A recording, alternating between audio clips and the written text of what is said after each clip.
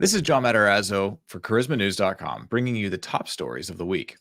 Coming in at number 5, when Ice Spice brought Satan to the Super Bowl, was seen at the Super Bowl with Taylor Swift in her suite.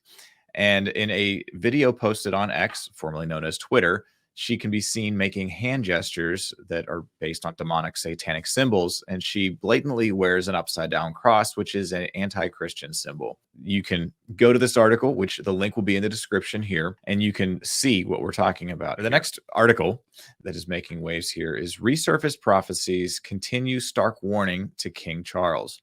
So this is kind of a continuation of our top story from the last week, where King Charles has a cancer diagnosis. There are prophecies of King Charles that have been coming to light, and they are not just new prophecies, but even older ones are resurfacing. So we're going to take a look at that in this article. So we have prophetic word from Charlie Shamp back in September of 2022. We have a word from Pastor Mike Signorelli on his New Year's Eve 2023 about 2024. Where he actually said, I'm going to step out and take a huge risk. I believe one of them may even get a diagnosis of a terminal illness regarding different people, but this one definitely seems to connect to King Charles. And then also Joseph Z, his prophecy is referenced in here as well.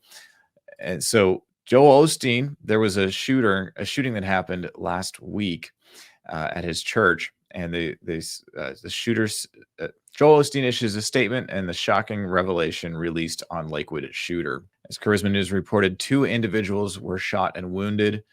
And the person who was the culprit in this, Moreno, is a transgendered individual from El Salvador who went by the name Jeffrey Escalante Moreno.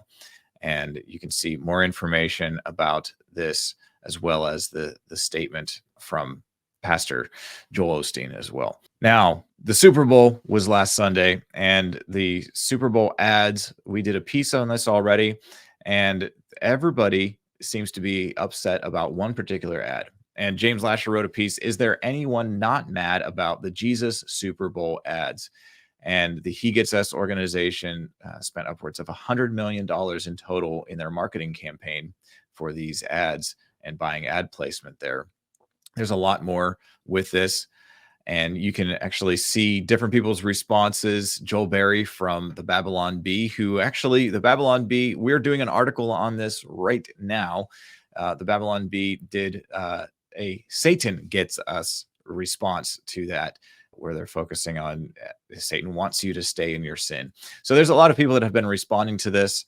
There's people on the right, people on the left, people that are Christians, people that are atheists, and everybody seems to be upset. But everybody's talking about this. So how are we going to actually talk about this?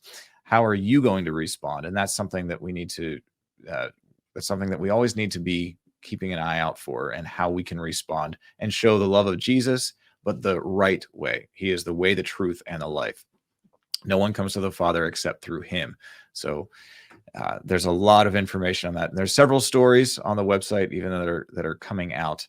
But our top story of the week is no surprise here. Jonathan Cahn on the coming of God's wrath against mockers.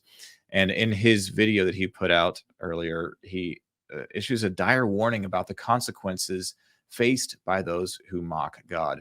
And in this video, he actually shows that there was a Turkish parliamentarian that was calling down curses on Israel and dropped dead in the parliament headquarters there. And as well, he had a stern warning for the Pope, who was originally from Argentina. And what happened to a statue is no coincidence.